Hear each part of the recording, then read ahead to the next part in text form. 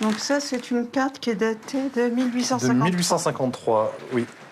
Alors c'est une carte qui a été commandée par les usiniers et la ville de Saint-Étienne dans le cadre d'une procédure juridique qui les opposait, puisqu'en 1834, la préfecture de la Loire a autorisé la ville de Saint-Étienne à prélever une partie des eaux du Furan pour alimenter les fontaines publiques, donc avec les eaux du Furan.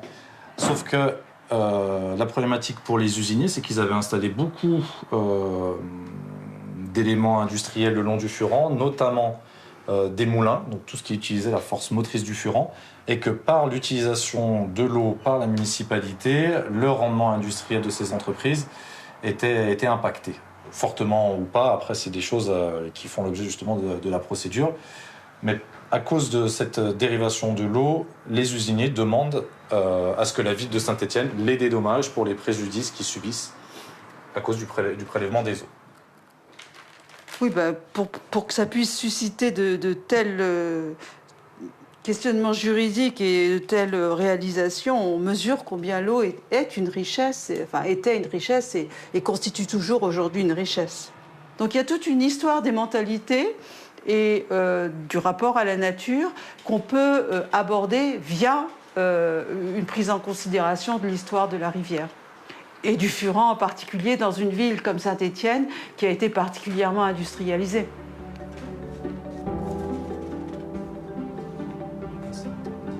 Il y a à peu près un an, j'ai eu envie de lancer un projet sur le Furan. Donc j'habite Saint-Étienne et j'avais envie de parler de ma ville et de parler de cette rivière qui la traverse en étant complètement invisible et souvent ignorée de ses habitants. Et donc l'idée c'était de lancer une enquête photographique sur le Furan, depuis sa source, Bessa, à 1100 mètres d'altitude à peu près, jusqu'à l'endroit où il rejoint la Loire, à Andrézieux-Boutéon, je crois vers 300 mètres ou 400 mètres, enfin assez bas.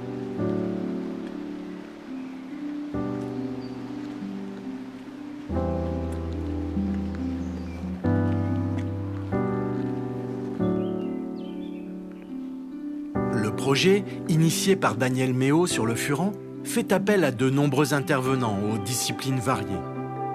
Parmi ces intervenants, le photographe Pierre Suchet, un artiste dont la technique renvoie aux origines de la photographie.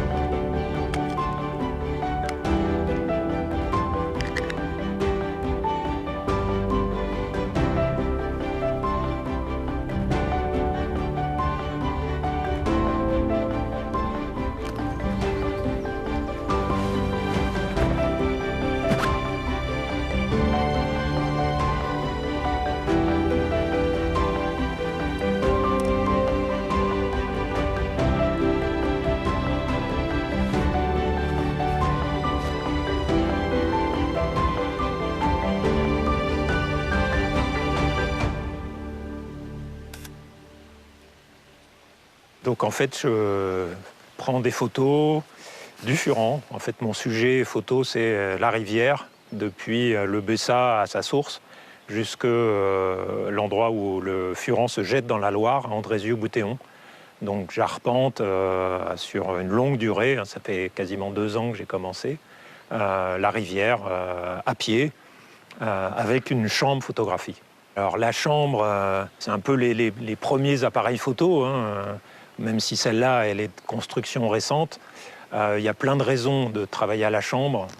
D'abord, le rendu des photos qu'on obtient dans les niveaux de gris, dans le respect des verticales quand on a des bâtiments, dans le rendu, le piqué.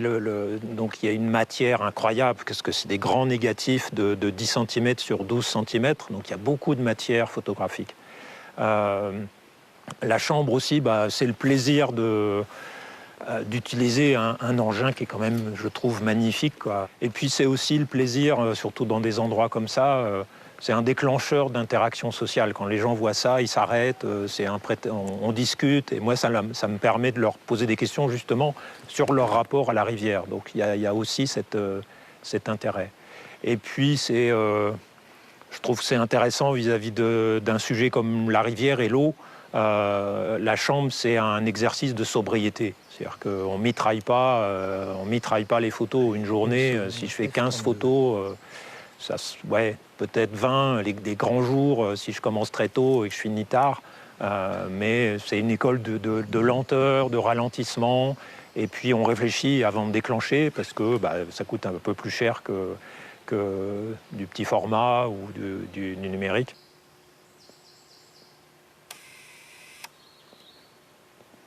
J'adore le son, l'obturateur qui s'ouvre pendant une seconde. Voilà. Dans la boîte, dans la grosse boîte, maintenant dans la petite boîte.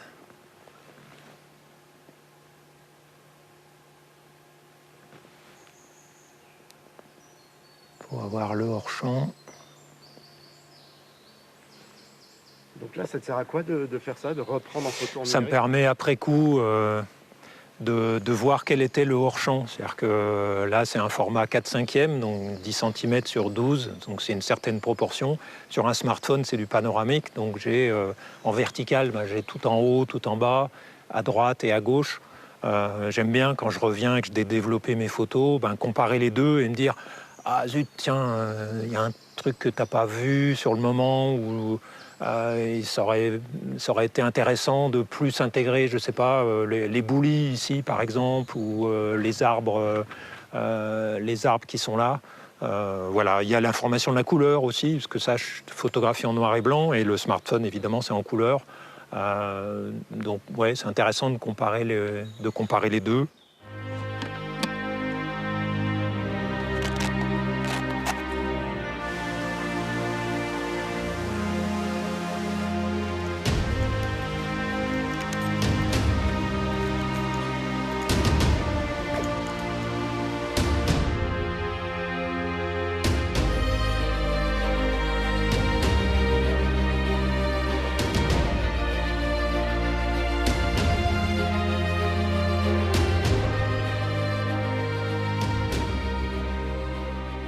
Donc là, on est rue de Dunkerque, dans la zone d'activité La Rivière, un peu en contrebas de la station EDF.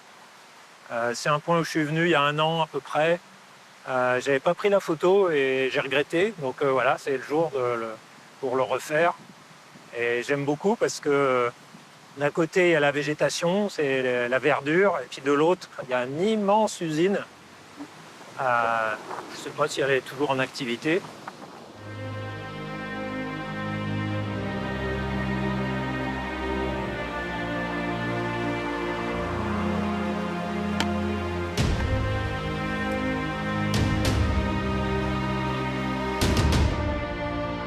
La beauté et la subtilité des images de Pierre Suchet, le soin apporté à leur composition sont autant d'hommages rendus au Furan.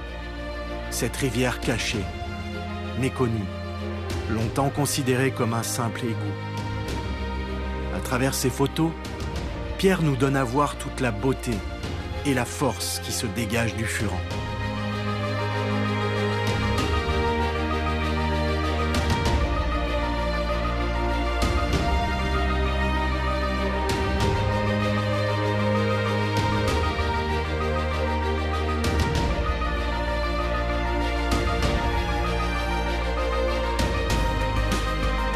C'est à Saint-Étienne, chez Daniel Méo, que nous retrouvons Pierre.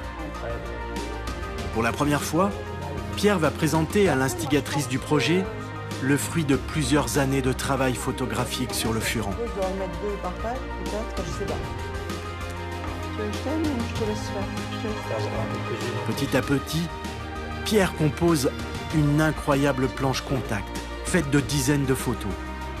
Sans conteste, le plus important travail photographique jamais consacré au Furan. Voilà. Là, on est à la rivière. Ouais, là, en fait, ça. on est à la source. au Oui. Bessa. Et on voit, voilà, là, c'est plus un affleurement d'eau que le pont sous lequel passe l'aqueduc des Sources, Oui, je vois bien ça. la ventellerie qui faisait la régulation entre le barrage du Gouffre d'Enfer et la fosse rivière. Ici, le Furan en amont du campus, Tréfilerie, et il passe vraiment là-dessous, quoi. Qu'est-ce qui te fait dire que c'est le Furan? Que ça correspond exactement? Il y a des plaques d'égout et il y avait des marquages à la bombe fluorescente marqués Furan avec une flèche. Qui avait fait ça? Oh, je sais pas, c'est la direction de l'eau. La direction de l'eau. Ouais, ou la voirie. Et puis moi, j'ai sur ma carte, la carte que j'utilise pour mes repérages, j'ai le tracé souterrain. Donc je sais qu'il passe là, quoi. D'accord. Voilà. Donc après, le campus Tréfilerie.